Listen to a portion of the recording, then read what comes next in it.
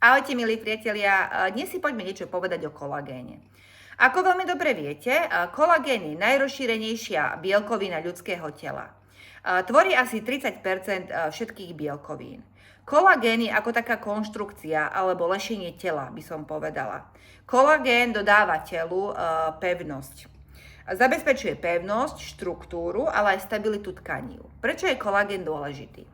Kolagén dodáva pokožke pevnosť, takisto dodáva pevnosť kostiam, podporuje zdravie vlasov, zdravie nechtov, šliach, chrupaviek, kĺbov a spojivových tkaní. Kolagén je veľmi dôležitý. Takže ako som už spomínala, kde sa všade nachádza? Nachádza sa v pokožke, nachádza sa v kostiach, v šľachách, chrupavkách, v kĺboch, ale a v cievach aj v vnútorných orgánoch. Typy kolagénu. Najrozšírenejší typ kolagénu je typ 1. Existuje asi 20 druhov kolagénu, ale najrozšírenejší je typ 1 a najviac sa ho nachádza v pokožke, v kostiach a v šľachách. Ako funguje kolagén? Kolagén vytvára také kolagénové vlákna a tieto kolagénové vlákna dodávajú pevnosť.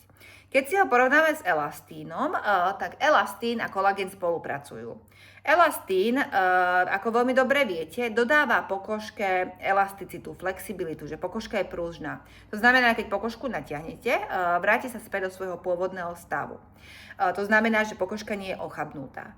Ale na rozdiel od elastínu, kolagén dodáva pokožke pevnosť. Pokiaľ by sme nemali kolagén, tak pokožka by sa rozpadla.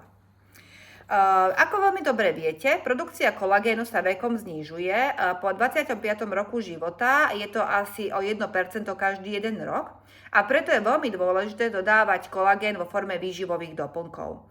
Ja odporúčam Swedish Nutra Gold Radu, pretože obsahuje najviac kolagénu, až 15 000 mg na jednu dávku. Takisto obsahuje kyselinu hyaluronovú a elastín, takže je to výživový doplnok, ktorý je ideálny pre zdravú pokožku, zdravé kĺby, kosti, šľachy a celkovo pre zdravie celého tela. Ahojte.